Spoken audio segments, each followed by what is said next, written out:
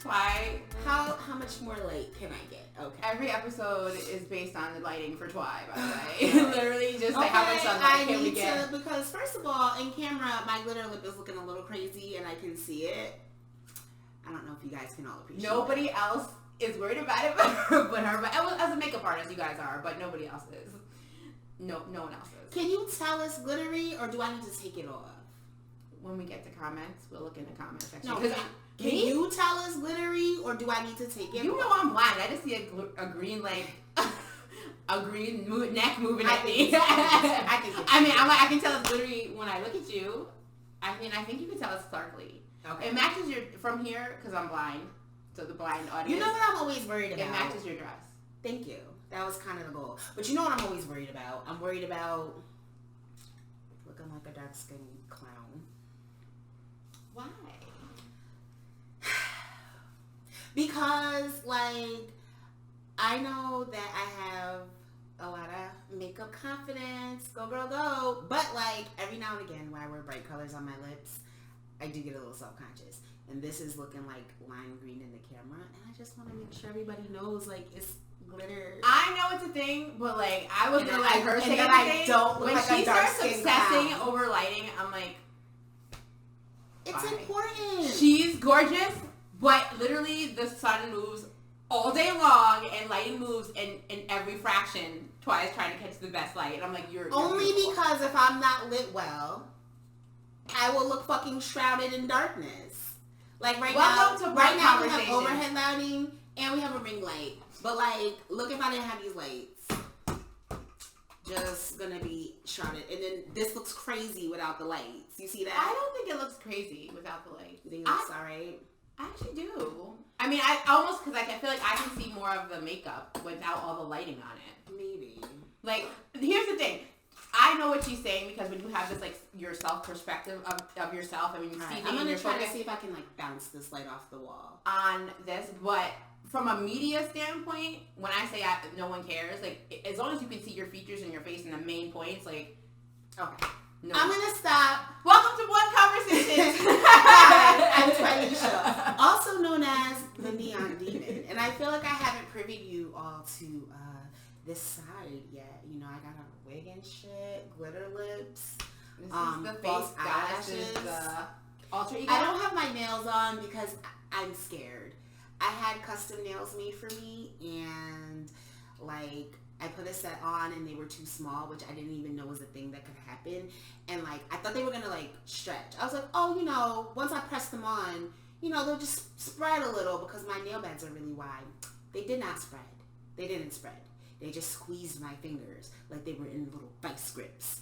And I couldn't even move my hands. And I was like a receptionist, like an admin, so I needed to like type shit.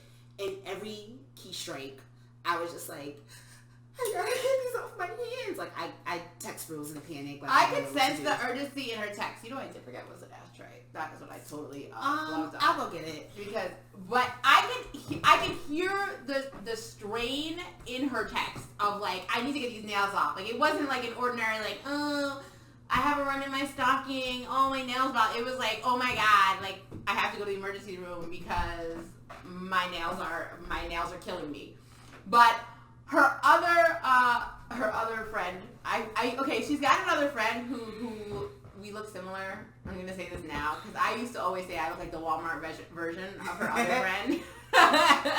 of my other light-skinned friend, which this I'm sure is going to be a conversation that we get into about how I hate light-skinned girls. It's not true. It's not true. She hates dumb light-skinned girls, and I do too. I mean, who doesn't when we go on record and you guys try to come for her, come for me. I said it. I don't like light-skinned girls. I don't like mixed girls. Hate me. At me. RoseMarie.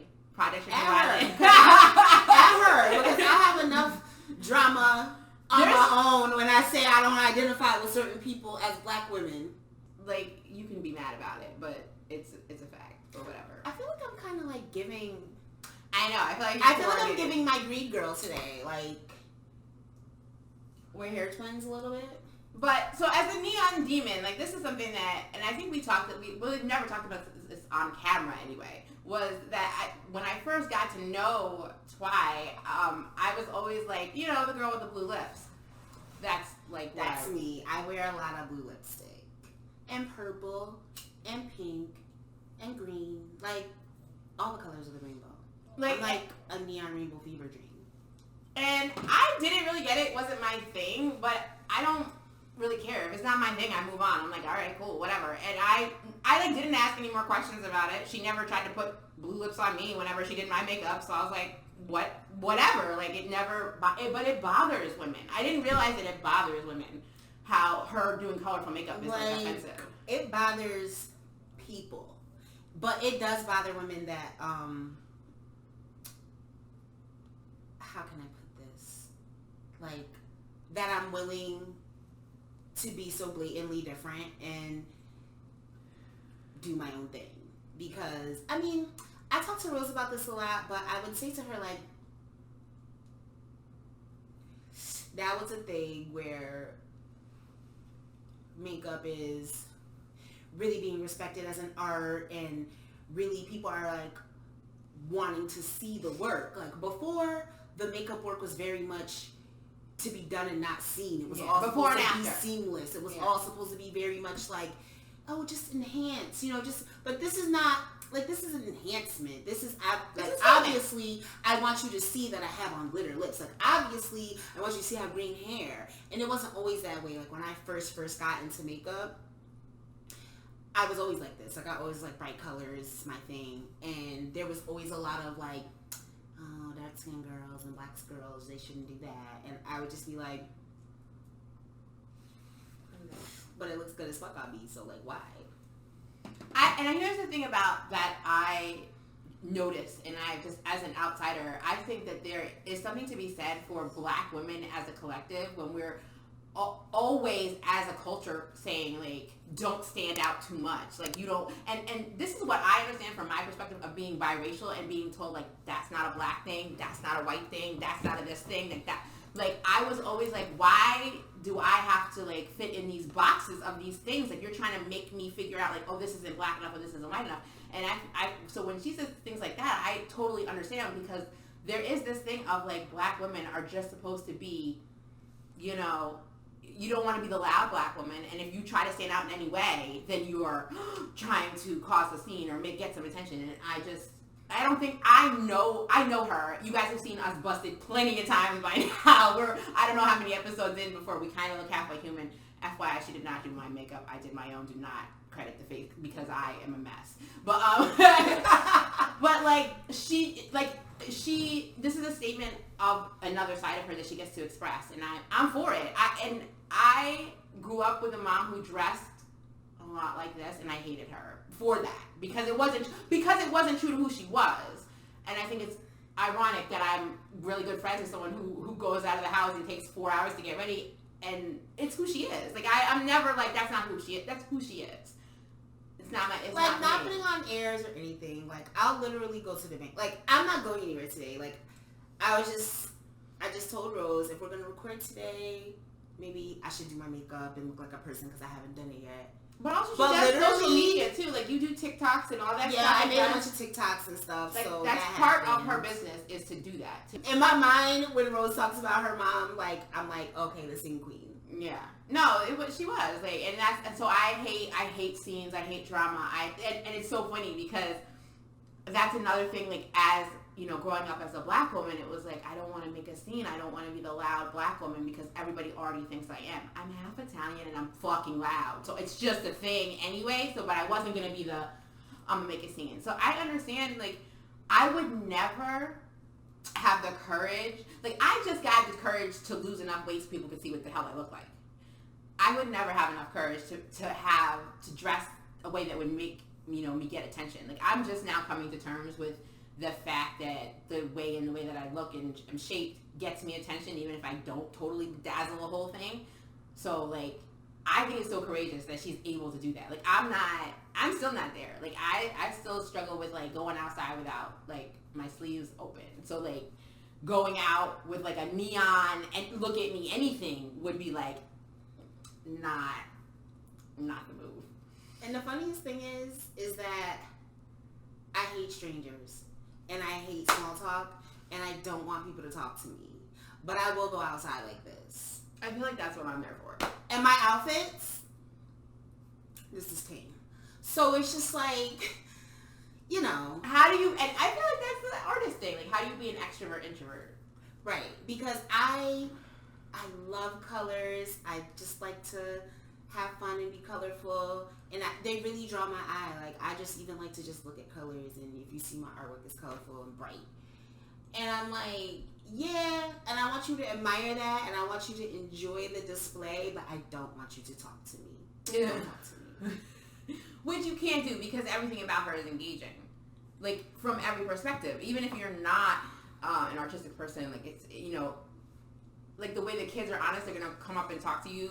Like, some people are just going to, hey, oh my gosh, your hair, oh, is this, or, you know, are you a makeup artist, or whatever. And it's good for her business, it's good for her brand, but as a human, and this is where I understand this because I'm like one of those extrovert introverts. I can turn it on, I do it for work, I spend most of my life hiding all of my feelings and emotions, so I'm an expert. So, but when, like, most of the time, I'm alone. I'm in my room, or I'm with Twilight, or I'm watching Pottery Barn Throwdown or something.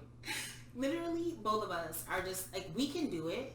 We can do and perform, but we don't like it. Is this what we're going to talk about today? We didn't really come in here with a plan. No, we kind of didn't, but I thought she didn't come here with a plan. I always have, like, a little running outline, because I'm neurotic. But this works today, because I knew she was going to be talking about Neon Demon and The Face Goddess, and we'd been talking about Blackout Campout and all of those things, and I thought this would be a good little segue. We briefly, I feel like, talked about our friendship, but we could talk about the things that we've done individually and together that kind of, you know, our New York trip is kind of how, which was only a little over a year ago. Yeah, it seems like ages ago that we went to New York. It was weird. Like, we went to New York in 2020. Yep, January 4th of 2020. Like, literally 2020, like before COVID. Yeah. But everyone had hope. Oh, we had such high hopes. Oh my God, everyone thought 2020 was going to be fucking amazing. We Remember had that? such plans. We were going to be on a boat ride with people in June. Okay. Well, I had an interview at the time. Mm-hmm. I had a little local radio show. At the time it was a radio show. And then when I had two co-hosts with me, and I had some meetings. Now, I had meetings with my co-hosts for weeks and the videographer prior to even involving Twilisha. Like, I knew that The Face Goddess was, you know, she was building her brand. She'd already done my daughter's prom makeup, and, like, I was watching her get better and better all the time. And for the thing that I was doing was going to be on video. So we were going to be recording this interview, and, you know, I am a professional, and I know that when I'm on camera, I should look decent. Despite what you've seen. Right. And this is not representative of my work ethic as a makeup artist, because honestly, I was so like, no, you're going to interview, you're interviewing this kind of like, she was a personality, you know, she's got a little notoriety or whatever. Yeah. And I was like, no, if you're going to be recording it and having a videographer, like, it helps to look polished if you're also, you know, well put together as you're going to step up and be recorded. And, like, Rose was super like, yeah, you can just come with me just for, you know, just for the vibes. Well, see, I hadn't been seeing her say that, like, she wanted to travel and do makeup, and, like, and I've always been a person, like, when especially because of how I grew up, like, when I see talent, I'm just always, like, I'm always fostering it. I'm always rooting for, like, some talented person to, like, fly from the nest. And so you know, that's what I was doing with my show, and I really, you know, I wanted to be able to pay everybody, and that wasn't the case. I wanted to be able to do all these things, but I was footing the bill myself. Like, I was already, like, the station behind me was a community radio station, and I was trying to make it bigger. It was already, like, I'm doing the best I can with what I had. But I had budgets, I had meetings, I had things, you know, in place. So I finally got to the point where I was like, I'm going to ask Twy if she'd be willing to be my makeup artist for this. If in lieu, if I could just put up live shooting and transportation, like, if she'll just do that, if she'd come with me. And, like, for me, I was like, oh my God, this is crazy. Because the year prior to that, I was like, you know what? I want my makeup artistry to pay for me to travel. I just put that out into the world. Now, granted, it wasn't the longest trip, but it was a trip, like, yeah, upstate New York to downstate New York. But in my mind, I was like, oh my God. She was They so had funny. station on fleek, bitch. Like, I was like, yes, I'm speaking it into existence. So I was so excited. And I was like, yeah, I'll do your makeup. And, you know, Rose is my friend, so, like, she was super, like, oh, I wish I could pay you. And I was like, girl, whatever. I'm taking a trip on the face goddess. Like, that is always the thing with me. Like, I'm super, like, I always pay people for the art because it's valuable to me. Like, it's not fake valuable. Like, people's time and art and what they put their passion into is valuable for me. So I always never ask for discounted rates when I do. Like, I'm just like, what's your rate? And then if I can afford it, I pay for it. If I can't, I might do a little haggling. But I'm a barter girl. Like, I'll make it worth your while. That's not like in a sexual favor way. There was no sex on that weekend.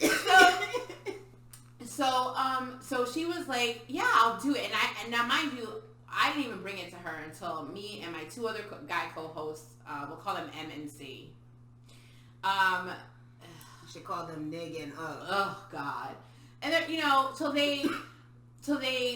we were on the same page, and I had worked out a deal with videographer, and I was like, okay, we're gonna do this. And also the videographer knew that, I think at this point that we were, at least that I was on my way to like making things happen, and he had watched me grow this radio station and really had faith in me. So, you know, Twi's gonna come along. I've got everyone coming along. I've been saving away money. My co-hosts had one job, and we had agreed upon this on the meeting that they would rent the car. Now, mind you, I've been doing my thing. Rose been doing her thing. I've been aware of all of it. So when she invited me, I was like, sure, fine. She explained to me the plan. You're going to have a car rented and another car for gear and people, blah, blah, blah, blah, blah. You were at the last meeting, right? I wasn't at any of the meetings. Oh, you weren't at the last meeting. You were at the last meeting. Because honestly, as a makeup artist, like, she doesn't have to I don't really be feeling like I need to go to informational meetings. Like, I know what I need to do. I need to make her look pretty. And, you know, the rest of it I could pick up on the way. Like, I was very invaluable to the production, but I was just like, oh, you know. So I wasn't at any of the meetings. Yeah. But she calls me the night before, and she's like, got like a tone in her voice, and she's worried. And she's like, So she starts explaining to me that Nig 1, didn't rent the car as he was supposed to. And for some reason, he just brought this information up to her a night prior to the trip. But also, like, not only did he not rent the car, he had never rented a car. He was unable to rent the car. He didn't have a credit card to rent the like he was unreal from the top to the bottom. Like, and this is not a child. This is not a teenager. This is not a person in their early 20s. This is a grown ass man. Mid-30s. We're talking older than 35. Old enough to know that what you need to rent a car. I thought, and also, like I said, I never assume people are too smart. So when we're having these meetings, I'm like, okay, these are the prices for the rental. Because I sent him prices for the rental cars. I sent him the links. I did everything. At the time, I don't remember if I didn't. Oh, I did have a credit card, but I didn't have my license. My license had expired in November on my birthday, and I hadn't gone to go to the DMV to get a new one. There was a reason, like, I didn't do this myself again, because what Twi doesn't know is before I called her, I was like having a whole anxiety attack about the loser that she thought I was going to think I was, because I wasn't calling her until I had something else figured out. And I assumed that my co-hosts were trying to figure something else out. My co-hosts were chilling. At all. But she called me and she's had this panic in her voice, and I was just like, okay, whatever. Because for some reason, I was just like, Rose will get it together. And we hadn't really hung out much at that point. Like, we've been talking on the internet forever, but like, something about her, I was just like, Rose will get it together. I wasn't going to throw this interview. She didn't seem like the type of person who would be like, oh, well, I guess we can't go. So I was just like, all right, girl, you got it. All right. And I went on about my evening. So I was hanging out with the other light-skinned friend. And she had it, and she was right, because I called up my brother and asked him for money, which is like a humiliating night, because I'm already, you know, we've had this backstory, teen mom, blah, blah, blah. So I'm just like, hey, brother, who's a year younger than me, I'm, again, doing this thing that's artsy-fartsy, flaking out there, and just, hey, can I borrow some more money, because I'm trying to not do something unreal that's not really important. And he gave it to me along with this little side talk about having to work with better co-hosts, blah, blah, blah. I need to pick better people, blah, blah, blah. I mean, he was right, but I took the verbal tongue lashing with the cash app. And thank you. Say what you gotta say, but send that cash app. I found the most ridiculous hood nigga ever to drive us around New York City. This nigga she found for $300. Anyway, you get what you pay for. But he did get us down to the city. He did, and he got us back home in one piece. I mean, I don't know how you couldn't have. He was driving like somebody's old grandma. But she figured it out. I did, because I was determined. And the thing about it was, when I called my co-host, these niggas had the nerve to say, I let it go out. I'm sorry. These niggas had the nerve to say, leave the videographer and your makeup artist, and we'll just record the interview on the phone. Now, was this not on the phone? Was this Obama I was interviewing? No, but this was a legitimate interview for. That's still village ghetto. Who was gonna hold the phone while y'all did the interview? Oh, there was an intern. Oh shit! I forgot about the useless ass intern. That's later on in the story. I just can't. You know what? So they telling this is triggering for me. So they said to leave the videographer and the makeup artist, and Rose was like, absolutely not. Because for one thing, she already put it out there, and Rose is very much like, well, I already said it. You know how I am. She knows this now, for real, that I'm like, if we already said it, I don't like to, go back on it. But also, I like to treat people like professionals, and if they said that they both took Saturdays out of the brand new year to do something with me, that they could have booked another event, or she could have done somebody's makeup, I knew that she had made a sacrifice. I was not just gonna, the night before, cancel like some dumb nigga. So I told them absolutely not, and that I would figure it out, because they had figured out they were gonna just take the intern's car, and they would just, the four of us would go. Whatever. We're just gonna fast forward to the next day. So she gets dumb nigga. Everything has been worked out. The intern car has been tagged in. Dumb nigga car been tagged in. I show up at the designated place at the designated time. I have my coffee in hand. I've had breakfast. I've had my weed. I'm good to go. I got my Sour Patch Kids. How about I get upstairs inside C's house and everybody just milling around. There's people talking about how I roll up this weed, But we supposed to be packing the car and leaving because it's time. My second Mind car, you, M is still not arrived. He's late. Now, here's the other thing. All we got was 2 hotel rooms. I gave the guy gas for the car. I paid him to drive us, and the other chick had gas. Everybody else had just chipped in $50. Not her clearly, but the co-host. The other co-host gave me $50 for the hotel room, even though I was like, whatever. It was after Christmas. I understood. It was pittance. They're adults. But whatever. M comes strolling in late. Whatever. At this point, you factor in a little bit of nigga shit to everything you do when you working with niggas. So I was like, whatever. Of course somebody was going to be late. That was a given. Which is why I factored in that in and told them to be there earlier, and they were still late. But we get on the road, and then we gotta stop for gas because that's also a given. And when we stop for the gas, they go inside, they get food or whatever, they get snacky, they get something because they were saying they was hungry, and I was confused of how you gonna show up late and hungry. I'm like, if you're gonna be late, why don't you get something to eat? Since you already late, it didn't make no sense. But whatever, we went to the gas station, right? And then they go inside, and then we heading down to the city. They call everybody happy. They calling Rose from the intern car. They smoking weed. They hotboxing the car. Ass lit, aerial shots. Everybody having a good time. We in the dumb nigga car, and you can't smoke in his car. And he didn't really have no good music playing, so I just had my headphones in, just sitting back. I'm in a front seat trying to just prep, and I'm stressing time because that's my thing. I'm just all right, because I'm still leaving. I had to have enough time for traffic. It's New York City. Anything can go right. Hours can go. You can be in traffic for hours if something goes left. So I'm just in my head. So you have to make sure you have your agenda down and buffers on each side for dumb shit. Rose is very good at. I was looking up subway routes just in case something happened. There was not going to be anything. I had come too far. I would come too fucking far. So we taking our drive down to the city. Whenever we get down there, we're going to check into the hotel. At first, We was in the wrong hotel. The hotel we needed was like right around the corner. It had the same one. There was 2 of them right around the corner. I think if you're from New York and you're from the city, like, you know how it is in the city. There's a hotel like everywhere. It's wild, confusing. The doors are just, it's weird. So, whatever. I could tell when we got to our first hotel and it wasn't the right hotel. Like, the intern car had like a weird vibe. Everybody seemed a little frustrated all of a sudden, and like they was annoyed. They're like, we gotta carry this stuff around.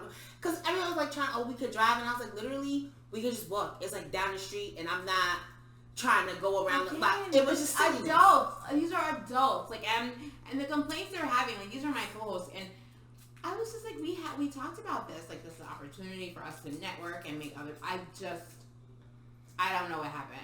It was ridiculous. So, we get to the second hotel, going to check-in. There was some kind of shenanigans with the check-in, but Rose, again, handled it. She handled everything like a professional. Oh, the shenanigans? I forgot the shenanigans would be running out of money again. So, here's what... So, Rose and I have so many broke stories. Wait for them. I'm always poor. It's so bad. Both of us. It's so sad. But I always make it happen. So... I was waiting for money to be transferred, and one of the rooms wasn't ready. That's another thing, too. One of the hotel rooms wasn't ready. Because we were a little bit early, but whatever. We was trying to get shit done. So I was like, all right, whatever. So I'm like, well, check us into the one room. I'll go get this money off my other card that I have, and then we'll get ready for the interview, and when we come back from the interview, we'll check into the other room. Because it'll be fine. Like, no worries. Like, and the hotel was fine with that, and that worked out. So we got checked into the first room. Now, mind you, as soon as we touched down in the city, I was in makeup artist mode. I was like, okay, get her up to the room. We got to get her in a chair. You know, so, like, all of this is going on. And it's really kind of like a backstage moment because there's, like, a lot of moving parts. So we get checked into the room. I get upstairs. I throw up in my makeup chair in my makeup station. Somehow, like, I beat her face like 15 minutes in between her. I'm telling her not calling to phones and talking to dumb niggas. Because once I checked us into the hotel and we got there, I thought we had made it. Like, it was like blackout camp out where we thought we were done. I thought we were good. Like, I thought everyone was going to be... Never think you're done. If you're doing something and you think you're done, think a fucking again. You're not done. That's the lesson I've been learning. Over and over again. So... I thought we were good. Like, we had it. We were in the bag. Like, I thought everyone was going to go in their different directions and get ready. So, but, like, people are asking me if they're hungry and about them being hungry, and I'm just like, but wait. So, I'm having her in a chair, right? And at this point, I'm really trying to stay in my makeup artist lane. I'm not trying to mind production's business. You know what I mean? Like, I just want to do her makeup and get my job done. Because once I get my job done, I'm pretty much good to go. But I'm just hearing, Rose, yo, we hungry. We want to eat. And, like, I'm looking, these is 30-year-old people talking about to another person. One of them was 40. One of them is older than me. Like, no, one of them was in their 40s and older than me. And I'm just like, I felt, what? Here's the thing, though. I didn't know Twy well enough to be as annoyed as I would be in front of her right now. Because I am the consummate professional, despite what you may be seeing right now. So I'm just like, I'm looking at them, and I'm already thinking to myself what Rose ends up saying. Like, she basically was like, so go get some food. But in my mind, I was thinking to myself, like, I'm getting, like, and then they was looking a little salty that, like, Rose was getting her, like, they was acting like she was being I changed. A diva. Literally, because I had come totally with all my Spanx under my traveling sweatsuit. So, like, I had, I went down there homely. You've seen me homely. It gets pretty bad. Like, but, like, literally, as soon as we opened the door, I was like, because I saw her, I was like, okay, we got to do something to her hair. We got to get her face on. She got to get her outfit on. We don't have much time because we really had, like, an hour maybe before we had to leave the hotel to go to where the place was. So I'm like coming through the door. I'm like, do you have gel? And she's like, no. And I was like, do you have? And she's like, I was like, all right. I had worn my scarf because I always have my scarf. And so I'm like, all right, here's what we're going to do. Wet your hair and slick it back in a little bun. I'm going to tie a scarf around you and we're just going to lay it down. She's going to be a sleek look because, we got to make her look like something. and we only had what we had. So she was like, I bet. So she did that. Like, first thing, I got the scarf on her, get her in a chair, put her makeup on. She's transferring money. She's answering phone calls. These niggas talking about they hungry. She's like, go eat then. And then I'm like, the whole time, I'm like, but why y'all not getting fresh? Like, y'all mad that Rose is getting fresh, but y'all gonna be on camera too. So, like, why are you not putting on your fresh clothes and getting your gear? And if you got some, like, you know how niggas get fresh. They put on a fitted or whatever and some chains and shit. And then, I'm kind of oblivious because I'm fuming, but I'm trying to stay professional because I also don't want to have like this big scene, this private scene in front of Twy and the videographer who I like and are chill with, and I'm like, oh, this is gonna be a problem. I'm trying to keep it together, but also I'm trying to remember, like, I'm looking up the fastest route to the interview because time is ticking. So literally, again, so many moving parts. Like, there's so many things going on at once. So finally, she's like to them, well, then go get something to eat. Like, why are you talking to me about you're hungry? Like, go get food then. So they end up leaving, and then I'm just doing makeup, and like, I couldn't believe how quickly, like, I mean, it was just a light beat, but like, it had to be 15-20 minutes max. It was fast. Because at first I was like, don't do my makeup, just stay she here. was really trying to no, because I felt that. I was like, this is a ghetto hot nightmare. And I was like, I dragged her to New York, like, just stay in New York, we'll hang out later and smoke, and we'll drink, like, and I was like, no, I insist on doing my job. Like, what do you mean? You brought me here to do your makeup. And plus, it was also a good look for me because the person that we were going to interview was very heavily involved in fashion and things like that. So I'm like, if I and she did via her make a good impression, then that's a good look for me too. And so I'm like, friends no. on Facebook and Instagram now and stuff, and she, like, no, it was what it was supposed to be. I was just so mortified that I just. So I'm like, no, I insist. So I do, I do my thing. We get her dressed. She got her Frosted Snow Bitch outfit. It's mad cute.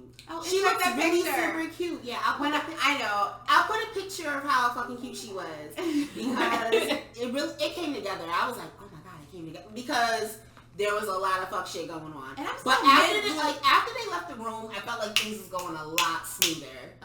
Yeah. They went to go get food and we finished up, and so like literally. We were right on schedule. It was beautiful. And so we're coming down the elevator, and like, to get out of the hotel, you have to like, stop. Like, you have to catch an elevator down to like a fake ass, like to a lobby that you have to catch an elevator up to so you're not really on the ground floor. So you catch an elevator down, and like it opens, and I see her team, and they're like sitting on the couch. And I just knew like when they saw us, they were like gonna get up so we could go. And like, they didn't get up. And I just remember being like, as we were approaching, in my mind, I was like, why aren't they getting up? And again, trying really hard to stay in my makeup artist lane. So I'm just like, why are they not getting up? And so as we approach, M is like, so what's this interview about again? And Rose seemed flabbergasted because she didn't say anything. And then I just interjected trying to be like, a little mediator. And I was just like, could we possibly walk and talk this? Because we're running a little late. And then the nigga was like, what did he say? He was like, I'm not talking to you or something like that. He was like, I'm not talking to you. And I'm just like. So then I was just like. Now the thing about this scenario is that, like, now that she knows me so well, I almost never freeze up. When he said that, I went blank because I was like, what the fuck is happening? Like, because usually when people say ridiculous shit, Twy will be deer in the headlights, and I'll be like, wait, and like, I go off. I froze in a way that like literally time stopped. She said she talked, but like when he said that, no, like just, it was like, wah. And I'm like, well, when he said that to me, I was just as shocked because I was just like, what's happening here? Like, I thought we all had the same goal in mind. So when he said that to me, I was like, okay then. And I looked at Rose, and then Rose was like, I mean, yeah, she's right. Like, we do need to, like, what she said was valid. But then he still wasn't, they were still sitting. Oh. No, so I walked away to go get in the car. And so they're like, you need to get your friend. And I was like, I'm not doing We can hash all this out. Cause still at this point, I'm like, whatever. We're gonna have. I was like, oh, we're gonna talk. Oh, trust. We're gonna talk, but we're gonna get through this interview, and then we'll hash it out. You know what I mean? I'm still thinking that everyone's still gonna be adults at some point. We get in a car. Now somehow they got a little blocked in. Okay. Well, we weren't blocked in. We pulled off because you'll catch up to us. Well, we gotta go. Me at least gotta be on time. Somebody gotta be there. At least one person gotta be there. They could stall the rest of them out. I was on the same page as Rose, as usual. So I'm in the car with Rose. Our car pulls off. We're good money. Their car, like she said, gets stuck. We arrive at the venue first. They called us though. And was like, we're stuck behind a car. And I'm like, okay, well I'm gonna go. Let me know when you're close. Like, I don't know I don't know if they wanted me to like She-Hulk move the car out the way. I don't know what's happening. I'm just like, I literally felt like a dead mother on a field trip from hell. And not like I was on a business trip. Like, this is supposed to be my business trip. This is 2020. It's just, I think we started COVID. Anyway. So, like, we get to the venue, right? And you know how the city is. Like, the addresses are kind of weird. So, we're, again, looking for the door. We go into one place. They're like, no, you gotta go back down this space. So then... I mean, with minutes to spare. Like, we have, like, within 10 minutes to, like, be on time. The stress was, like, it felt like a reality show. Like, what was that reality show where they had to go around the world? Like, it was, like, a big-ass scavenger hunt. Oh, dang. Race around the world. We'll think of it. You know what we talking about. Mm-hmm. But it was, like, that feeling. Like, we had to find this place. So we find it, right?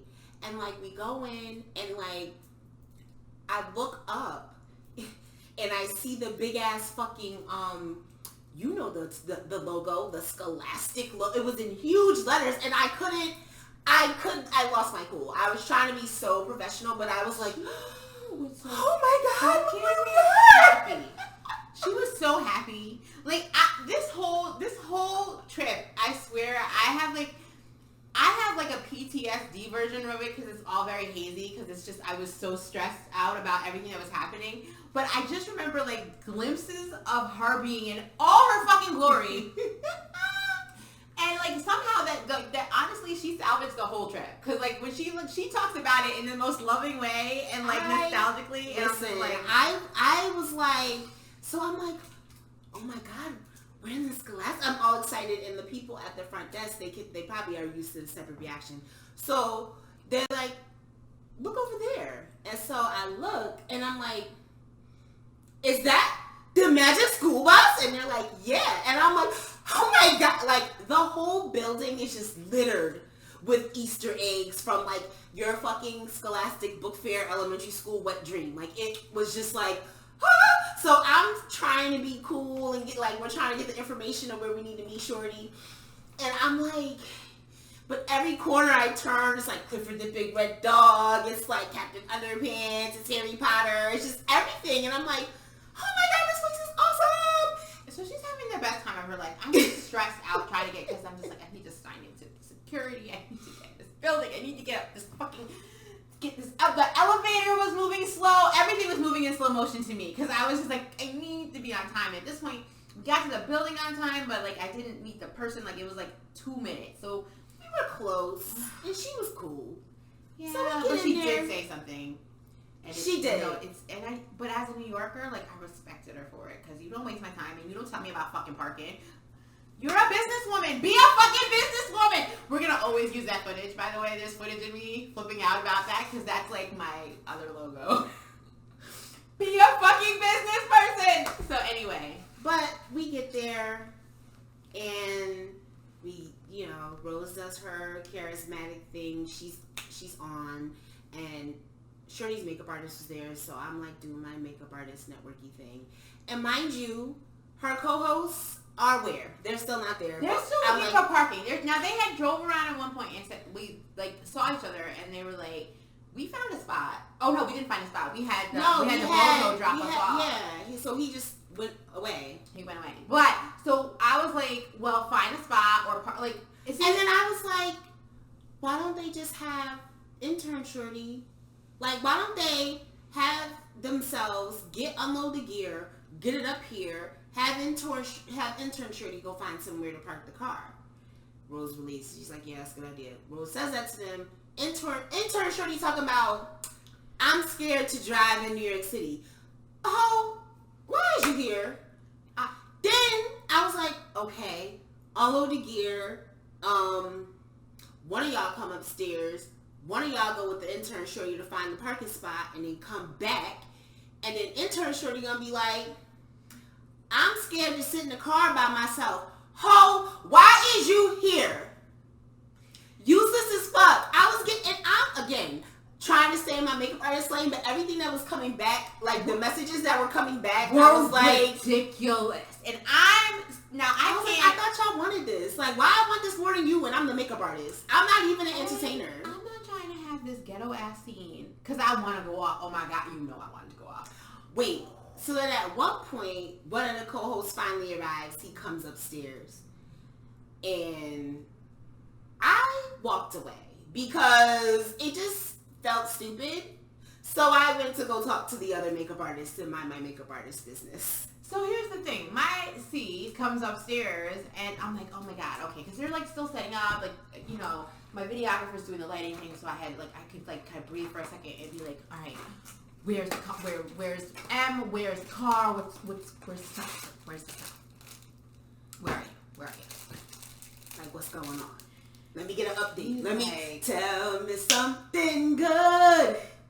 But then he didn't. He's just like, we really can't find a spot, and I'm stressed out right now. And he was like, yo, M's really not feeling the way your homegirl talk. I was like, why are we talking about your feelings? I finally lost it a little bit because I heard that. That's when I really walked away. I got as far away from that as possible. Because I was like, why are we talking about your feelings? Like, I'm hungry, I'm tired, I'm cranky, but like, I'm trying to do this, and like, we were supposed to be doing this together. So, I don't know what to tell you. So, find a parking spot. If you walk 10 minutes, I'm going to start this interview. When you guys get here, you guys will reset. We'll reset the lighting. And you guys will jump in, and it'll just be like you were never not here. So, we start. I tell the interviewee that like, oh, they're gonna, look for parking, some equipment issues.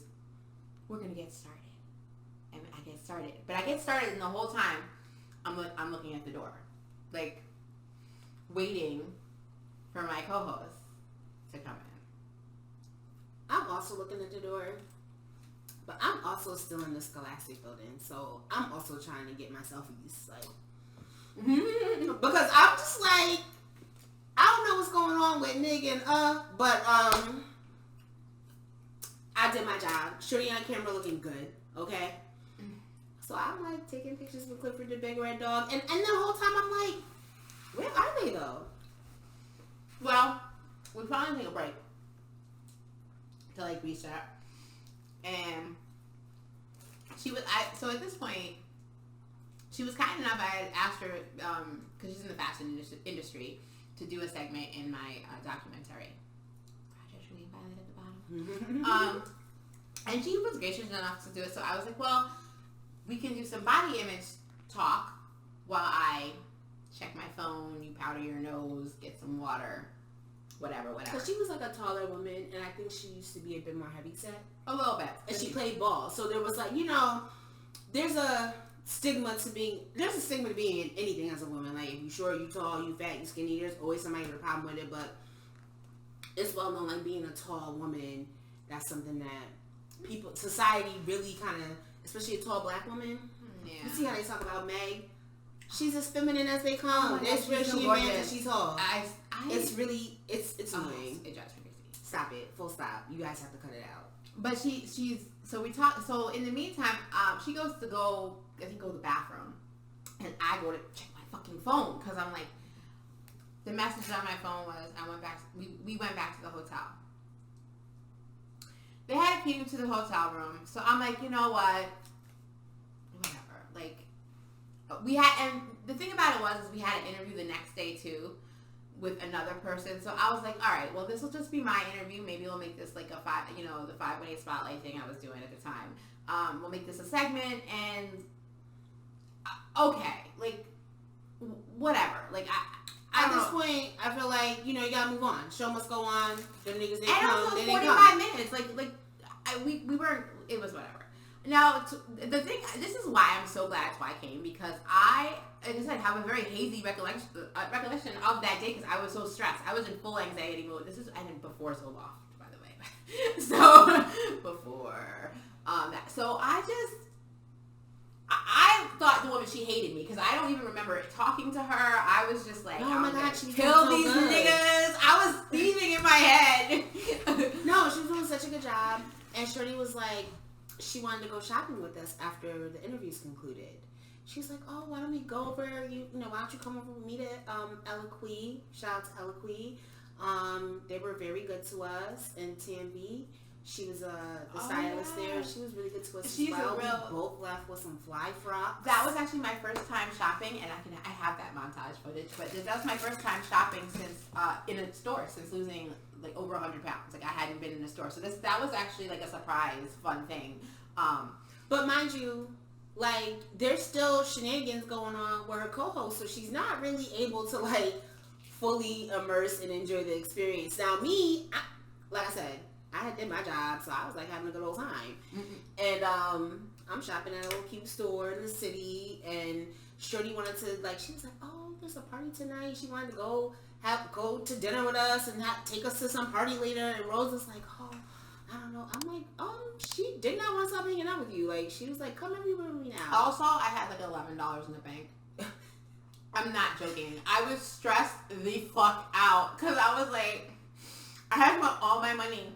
And even, it's funny, the other thing that just happened the other day, but it's funny. But even when we were in the store, so all this is going on, and I had tried on some dresses, but I couldn't afford a fucking hair clip, okay? Out of the store.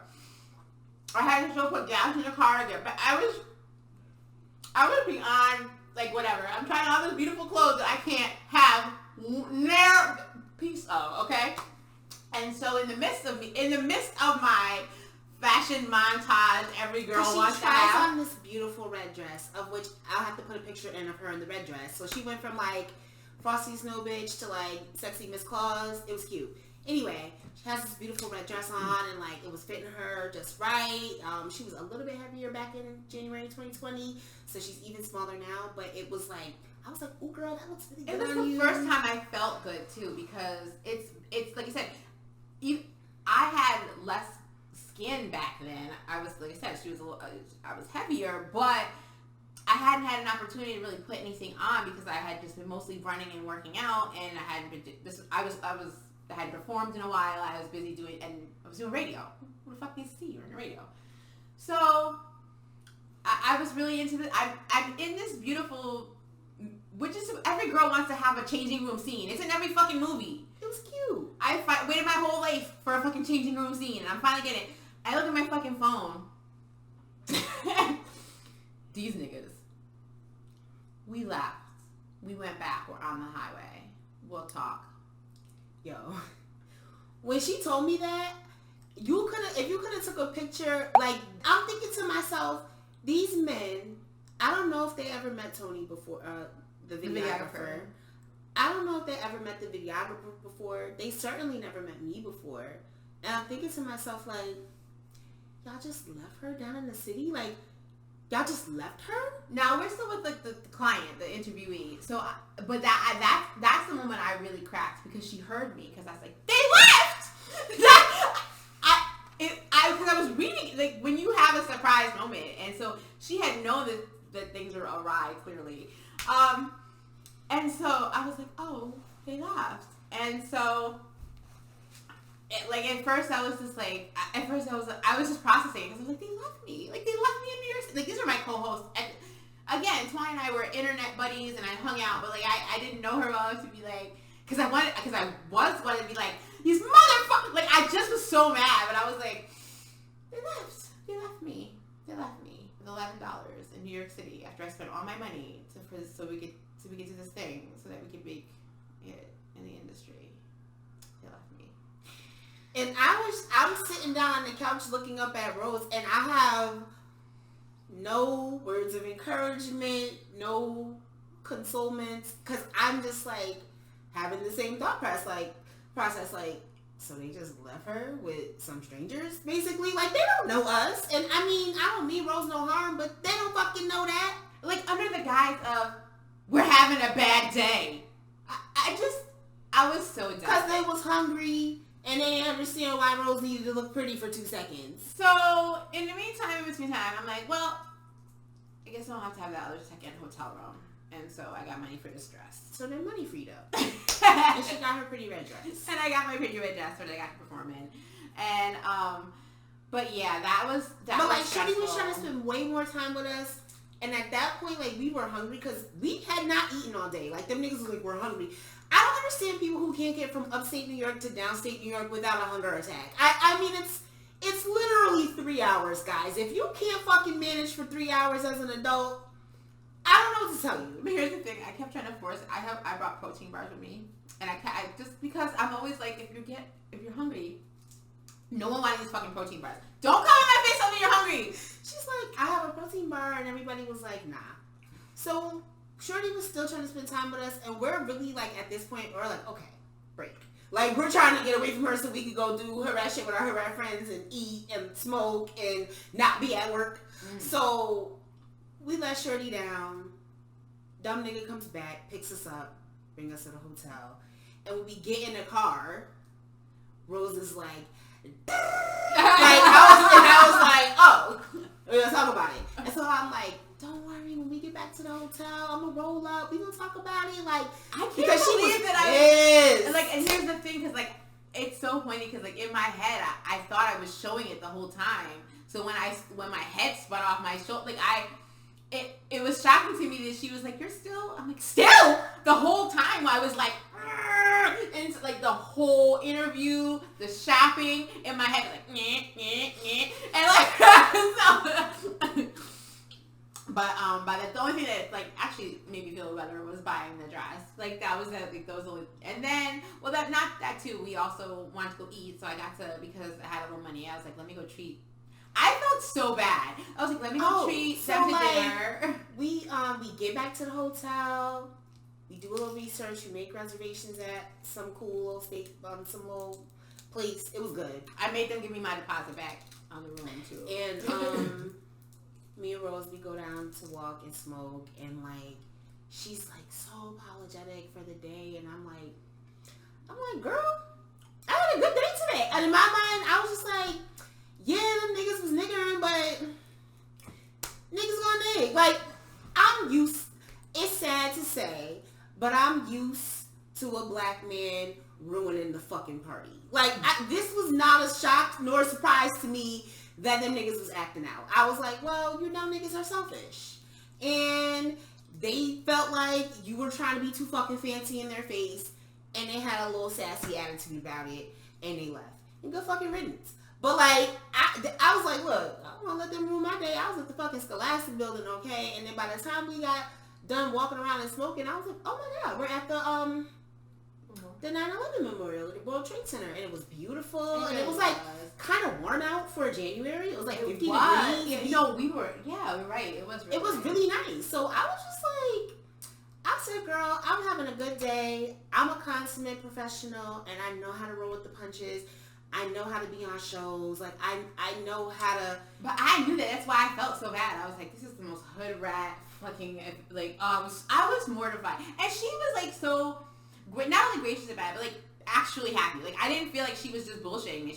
I felt like she really had a good time. It was a horrible trip. And I was like, oh, that's great. Because, like, she said, no, I got to do what I wanted to do. And I did get to travel. And it's the beginning of the year. And I was like, well, at least someone got the fuck they wanted out of it. I mean, and I did get a good interview, and it was a good time. And the interview went well, and so we went to go eat. The restaurant was delicious. I had brisket for the first time. Didn't know that was delicious until 2020.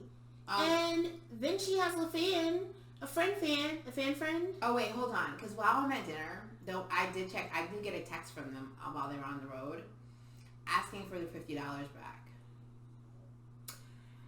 Ain't niggas just trash. But wait, ain't niggas just trash? Like, You gonna ruin the whole trip and you want your money back? So I ignored it because I was like, they can't be serious. I'm ignoring this right now. And then my friend my fan. I have a fan. I'm gonna shout him out, Jamel, because when I was doing poetry forever ago, even at my heaviest, he came up to me at like one of my performances in the show and was like, I just love your performance and how you own it. And I was such a newbie, and I was just like, oh, he's 10 years younger than me. I'm like, you're so adorable. And like ever since then, he's like, we've gone to events together and stuff, and I'll be in New York and he'll show me around and stuff. So he was really a sweetie. Like, he showed up to the hotel with licks and took us out, showed us a good time. For the Uber. So if I'm ever famous for real, like I've always told him like #1 fan, like dibs for life, the whole perks, like all of it.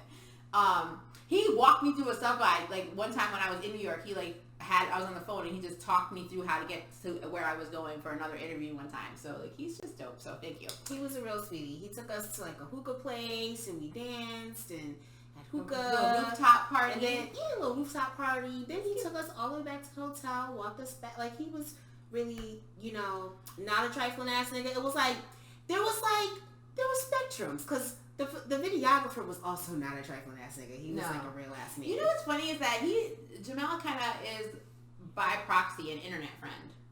Yeah. So, and I always, because, Twy gets internet friends, and I guess you technically are too, my internet friend. But he was kind of like my first internet connection. Like I met him through the world of the internet. So. I have a lot of internet friends. I go way back on the internet. But yeah, I think internet friends are so valid. But yeah, so he was super cool and really nice, and like I just had a really good night. Like I had a really good experience, and so Rose is always just like, oh my god, like that trip was so ghetto. And I mean, whatever, it was ghetto, but like not in a bad way. It was just like it kind of reminded me of the trips that you would have took when you were like in college with your friends, and like everybody's ridiculous, but you still have a good time and make it work. Like it reminded me of something like that. So I wasn't mad at it. I also like didn't have a young college friend. I was like, these grown ass men are ridiculous. I mean, they was grown ass men. They were so grown to be talking about. They just left her. That was crazy. That was crazy. But and I was mad for her, but I was still trying to be, because I was just like, but then they were texting her, like they were like texting her. More than once. More than I want the money back. Well, yeah, because the next day, I ignored that text that night. I was like, I'm not even, like, get the fuck out of my face. And so the next day, they were like, yo, what about our money? And I was like, yo, are you crazy right now? So I was like, I didn't get the money back for the hotel. You'll get it when I have it. Like, and I meant it. They got their fucking money back. And I have the fucking Cash App receipts in case one of you shady motherfuckers crawl out of the woods just trying to get your 5 minutes of fame, dusty niggas. I'll screenshot the Cash App so fast you say one motherfucking word. So they got their raggedy $50 back. You'll never make another dime. And Twy and I became really good friends because it was under duress, but also under working. I think that's the first time she got to see alone work. Like we had worked around each other, but not like with each other. Because we've done like productions together, and she'd be doing her thing, maybe hosting or whatever. I'd be either doing makeup or doing art or in the production or something like that. So like we knew each other more so in passing. And I think next time we should talk about the working out.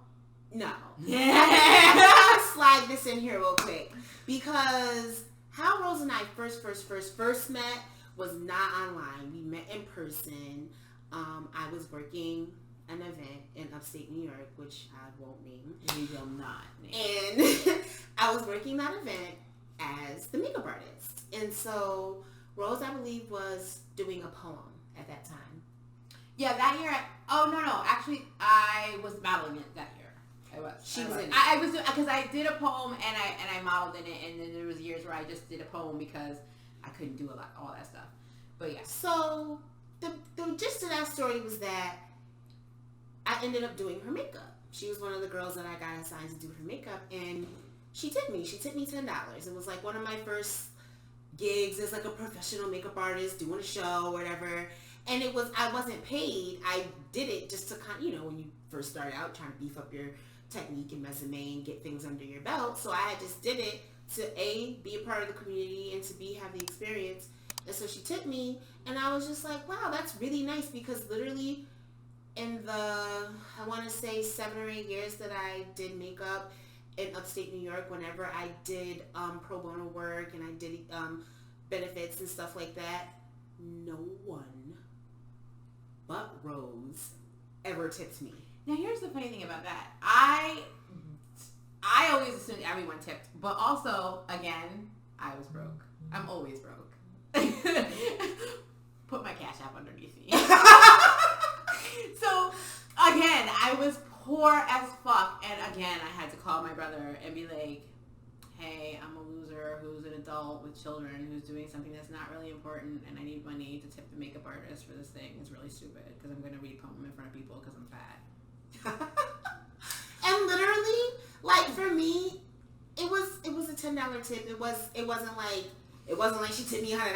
But I was just like, it stood out to me because she was the only person who ever tipped me. And I mean, I never would have thought that it was anything, but I just remember we were talking about this event in upstate New York, which shall remain nameless. And I mentioned to her how that out of the both times that I was the makeup artist and did at least 22 bitches makeup, she was the only one who ever tipped me, including the organizers. And she was like fucking flabbergasted. She was like, are you kidding me? And that's when she told me the story of what she had to go through to get my tip money. I had $20. I had enough for a drink at the after party and to tip the makeup artist, who I didn't know who the makeup artist was going to be for me until I showed up, because that year they were still alternating, so it could have been whoever had time. It could have been anybody. It just happened that I did her makeup. It just so happened that she did my makeup, and she's the one who got for $10. And I remember she had this pretty blue dress. I was always like, oh, I like that. I was like, that's a pretty color. But that was the thing. So that's how I had the money to tip her, and it was literally like my last money that I had. But that's my thing. Like, I'm very much a professional, and so I always remember that, and I would be like, I was like, Rose is the only one of the bitches that ain't trifling, because I just felt like, right, it's a free thing. You don't have to tip me, but the fact that she was thoughtful enough to tip me, like, I was working for hours on show day, like hours, on my feet, doing makeup, and even I don't organize, like literally nobody ever gave me a dime. And then like when I tell her that, she's like, oh my god, I was so broke. Oh my god, I was broke. And I was like, wow. And I'm not like, my broke stories are hilarious, but like I always tell people, like, I'm poor, I'm not tacky. Like if I don't do it, I ain't got it. Because if I got it, you always have it. Like that's always been me. But it's been really funny that's the story of how we got to know each other has been under these stressful, what I always consider ghetto situations. But that's been the thing about us, is I don't think that we're just now owning up the fact that the ghetto made us, did break us. So listen, I've 100%, I've always embraced I was just like, okay, whatever, I'm a hood rat. But the thing about me is like, I'm not your average hood rat. Like I know I'm from the hood. I know I got my hood remedies, which maybe one day I'll talk to you about my hood remedies. Like I know how to Jimmy Rig shit. Like I've always been like that, because I was, again, poverty, being creative. I just thought it was because I was trapped in the mountains, I was just creative at making things. But like, we're both crafty, trapped like in the mountains, trapped in the hood.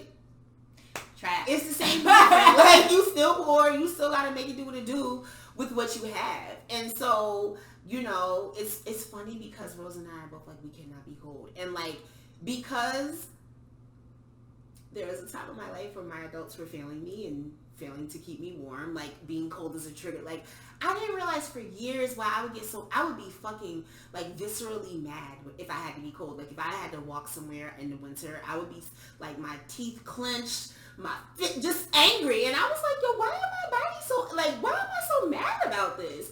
It wasn't until I started going to therapy and I really started to tell the stories.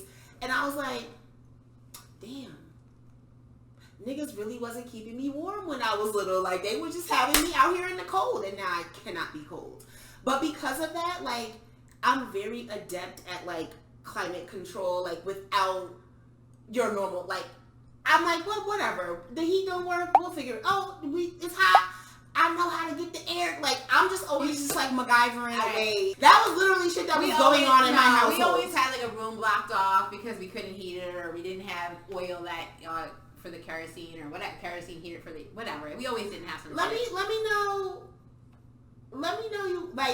you was from the struggle in the comments. Like, I'll go first. Like, we cooked the whole dinner on the kerosene heater. Like, on the top of it. We took the grate off so we could access the heat directly. And, you know, my dukes would just put the pot on top of the kerosene heater, and, you know, that's how we got dinner. When the gas was off, ghetto shit. We had all kinds. Oh my god, we had so much ghetto shit because my mom swore she was way more creative than she was.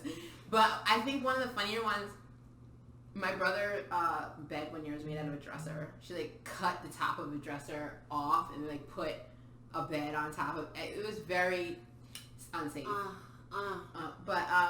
But yeah, we had all kinds of wild shit because we had years where we didn't have running water, and it was just like we lived in that was the thing. But to get back to say, yes, to get back, we had our struggles. So we had our struggles, and like, but Rose and I are just both very resourceful people. And we're also, like, really fucking easygoing. I don't know if having poverty makes you easygoing, but literally, I'm like, it doesn't take, I don't need much. It actually doesn't. I kind of need my basic needs met, and I have a good attitude. Like, it doesn't. I know a lot of poor people. I tell her this all the time. She's always like, no. And I'm like, no. I always put it on the fact that we're both very adaptable but intelligent. Like, there's an adaptability in intelligence that we both have, because I've known so many. This is why I love talent, because I've known so many people who are so talented, like unbelievable. I'm so jealous of talent, but they can't get anywhere with it because they're unfucking real. Like, they're unfucking real, and I'm so unprofessional. No work ethic. Be a business person. Just be a business. When you see that, everybody wants it to just happen. Everybody wants something to just happen because they good at it. So whatever.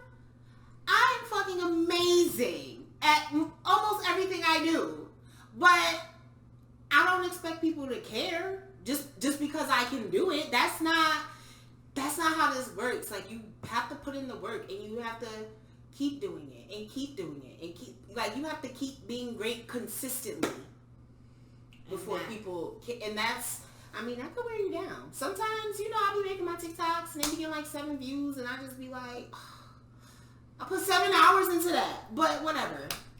I did it for me because I love the craft, and I watch my own TikToks. Okay. I think there's something to be said for like the growth in us and in our friendship. Like, I don't think that we would have had as good a friendship had we not had these experiences, weird ass experiences together. Because between the last one we was telling you about my sister, that was also in 2020, the top of the year with Nig and it's just like we both were able to kind of like ride the waves and get through it. And we pulled positive experiences out of both of that. I wanted to put a TV show out of that interview because clearly we disbanded that radio show. Just in case you didn't get to that, we may not have mentioned that, but that shit was dead. That fucking day. And I was just, because she was like, well, obviously, I was like, well, obviously not. Like, they left you. Like, I was still, every time I would just be like, but they just left you here. Like, they don't know us. Like, they don't know me, and they don't know the videographer like that. Like, they don't know me, apparently, because I was like, I'll never talk to you again. And I meant that shit. I have not talked to them since. I sent them money back and kissed them, and then they were blocked. They're still blocked to this day. So, whatever. Crazy. But we pulled out of that, you know, you and I got to really hang out and know each other and work with each other for the first time professionally. Mm-hmm. I got a TV show out of that, so that was pretty cool. And we got to do some other things with that. I got a really good interview that got added into my documentary. From Blackout Camp, we got Blackout Camp out from, you know, your sister's mayhem and the car breaking down and the state trooper and all that nonsense. So I feel like we've got it out of the mud every single time. So. And it's been good. But yeah, that was like the start of our friendship. And I think it was a good start because it was craziness like all around us. But like, it really kind of set the tone for us to like, we're cool together.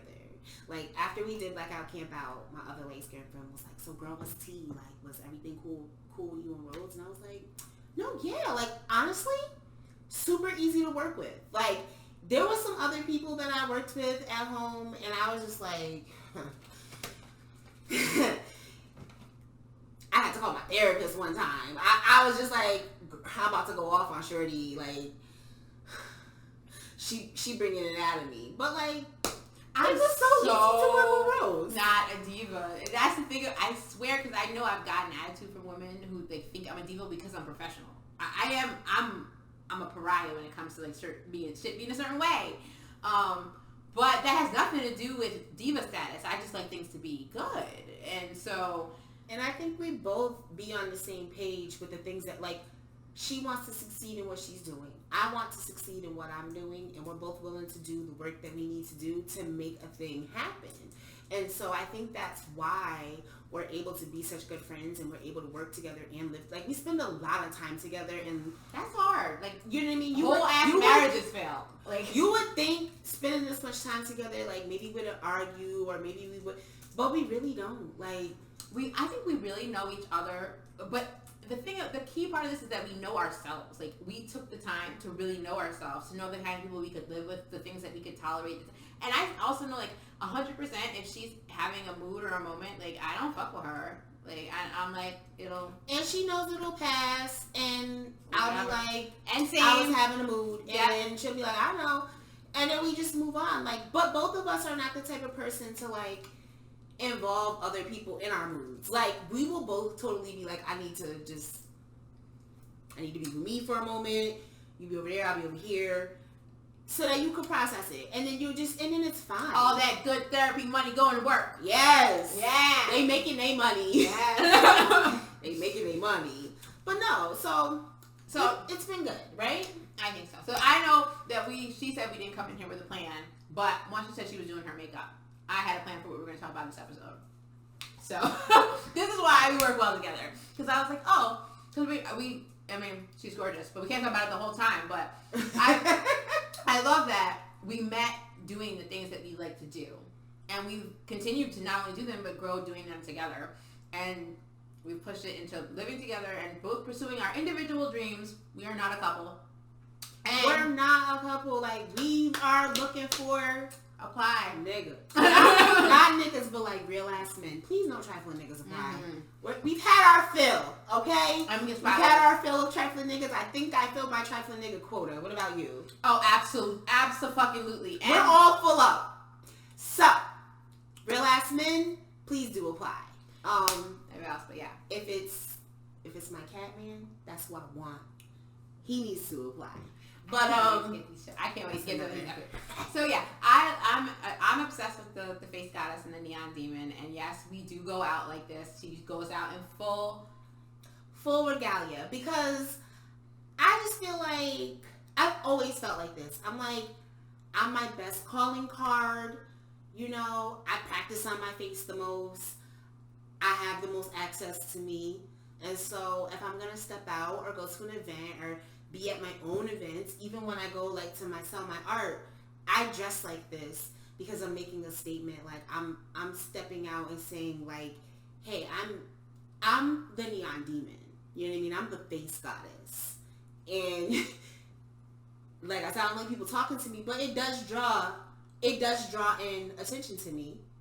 Even when I don't have the green hair and the glitter lips, like we went to Little 5 Points yesterday, and I just had on my cash, like my super cash face goddess regalia, and still it's like, wow, I really love your outfit. But she gets compliments everywhere she goes. I've been very thoughtful. I even hired my other light-skinned friend as my stylist. I'm gonna link her information because she really took what I asked her and what I said I wanted my vibe to be. We gotta ask her. She made it happen. She's really good. We gotta give her like a name or see if we can use her name. Or I want to call her first class light skin because I feel like she beat me in every way.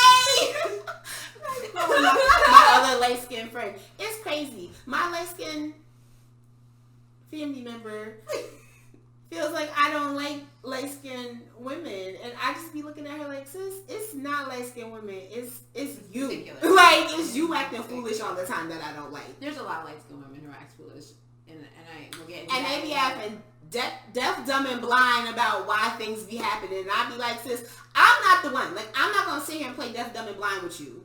I won't do it either, and they really hate me because they always think they have a little.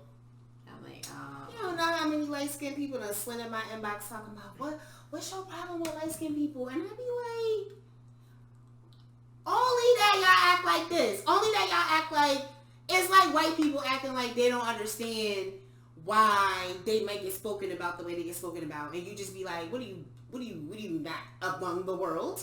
You know what's going on. Oh, trust me. We will definitely get into episodes of light skin, dark skin, because I feel like it's gonna get more serious. It's been very light. We've been very much trying to like introduce you to our personalities and our point of views, which I think at this point you understand are pretty blunt and pro-black and a little bit intelligent. You fucking morons. if you're an idiot, just fucking watch something else. Go watch fucking Jackass. If you're stupid, just say that. But no, we're not gonna talk to y'all like that because you're not stupid unless you are. But if you're not stupid, you know. I mean, if you made it this far into the podcast, you're clearly. If it don't apply, let it fly. That's basically what we're trying to say. But I feel like we're about to wind down. Yes, we are. So we got into the story of the face goddess, the neon demon, and kind of Project Drinking Violet, and a little bit of how we connected, and how we got together and became so now friend unit. When you see friend unit, yes, we're looking for men. Yes, both of us. Yes. But now when you see the neon demon and the face goddess, it won't be so like, what's she doing? It's not like, oh, now she's trying to be. No, this has always been her thing. I have a very extensive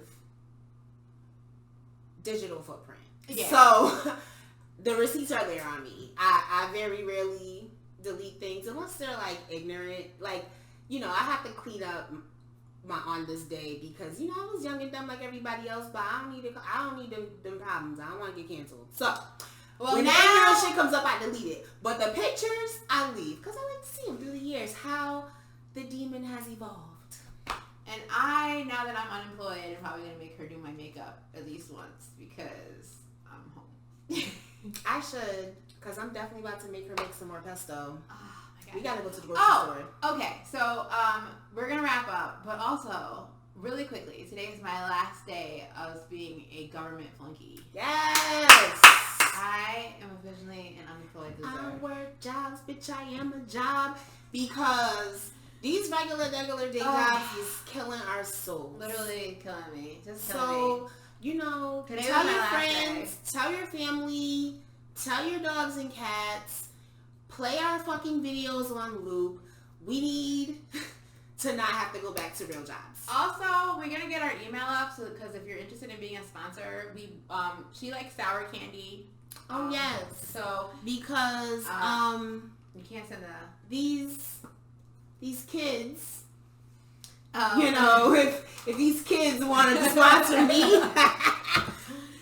I would be totally into that. Has climbed a mountain holding them. I'm not lying. That's a whole other story. I think I would be a very good person for those kids. Oh my gosh. But yeah. So if you, we'll put up your email and stuff. If you want to be a sponsor for our show, email us and we'll do some things. We're open to even doing some nastier stuff if you want to send us some stuff or you like free stuff.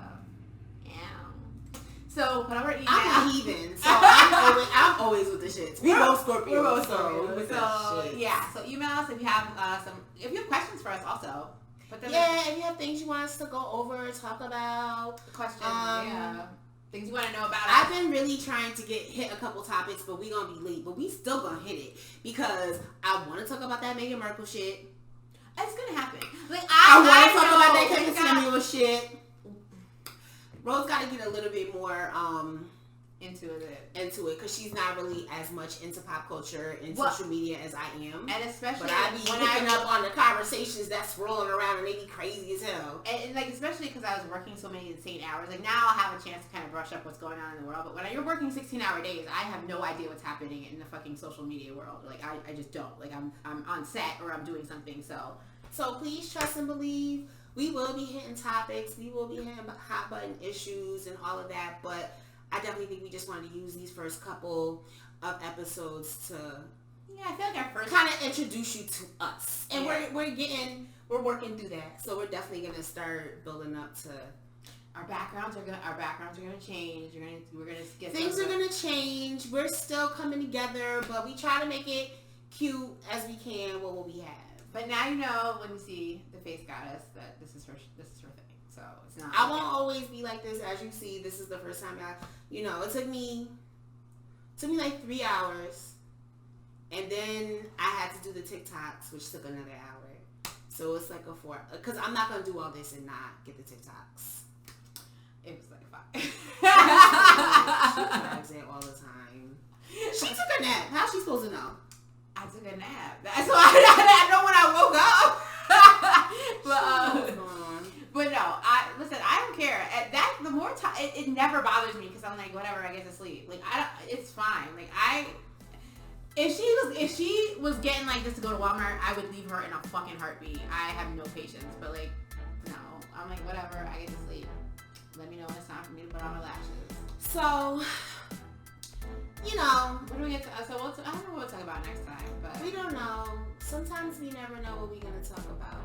Yeah. I know I'm mad at fucking Big Booty Judy head ass because she stood there and smiled and I don't have no weed. Oh, I know. I feel like a loser. This is crazy. We're gonna roll up though. All right. Next time. Until next time, y'all. Follow our social medias and all that shit. Watch this, share it. Everything like that. Subscribe.